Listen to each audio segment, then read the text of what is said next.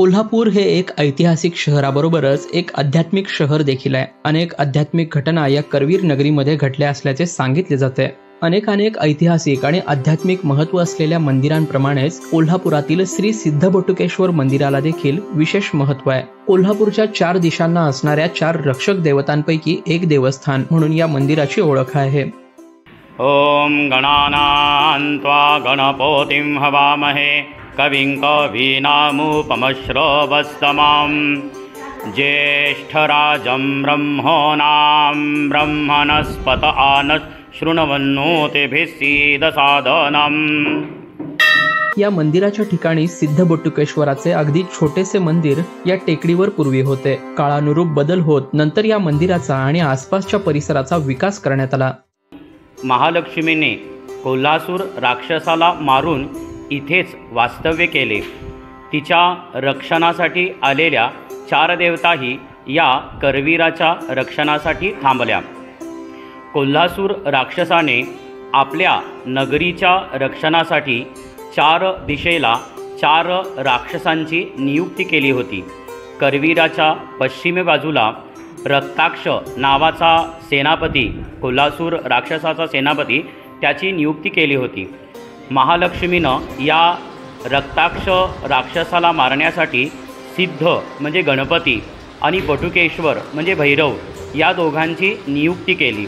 भैरव आपल्या सैन्यासह या ठिकाणी आला आणि दोघांमध्ये घनघोर युद्ध झाले। पण रक्ताक्ष या राक्षसाची शक्ती अनंत असल्यामुळं भैरवाचा त्या ठिकाणी पराभव झाला। हे पाहिल्यानंतर सिद्ध म्हणजे गणपती आपल्या सिद्धिबुद्धीसह अनेक शस्त्रांसह गणांसह रक्ताक्षावर चालून आला आणि गणपतीच्या शक्तीपुढं रक्ताक्षाचा निभाव लागला नाही आणि रक्ताक्ष राक्षसाचा या युद्धामध्ये पराभव झाला। गणपतीनं इथलं सुंदर असं ठिकाण पाहिल्यानंतर इथंच वास्तव्य करण्याचा निर्णय घेतला। सध्या या मंदिराचा एक छोटा हॉल आणि आतमध्ये सिद्धबटुकेश्वराचे छोटे मंदिर पाहायला मिळते। समोरच्या बाजूला मध्ये श्री सिद्ध आणि त्याच्या शेजारी श्री बटुकेश्वराची मूर्ती आहे।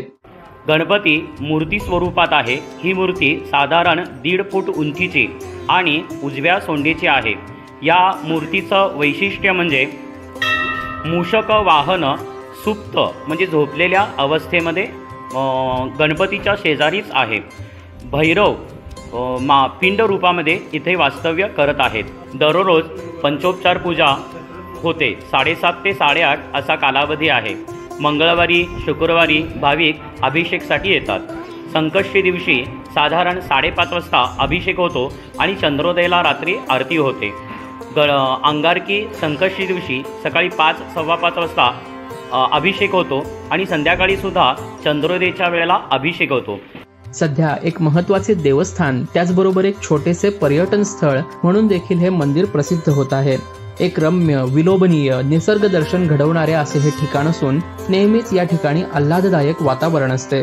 टेकडीवरून भव्य दिव्य कोल्हापूर शहराचे दर्शन करता येते, त्यामुळे बरेच जण या ठिकाणी येत असतात।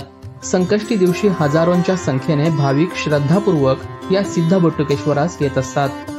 लोकल 18 साठी साईप्रसाद महेंद्रकर, कोल्हापूर।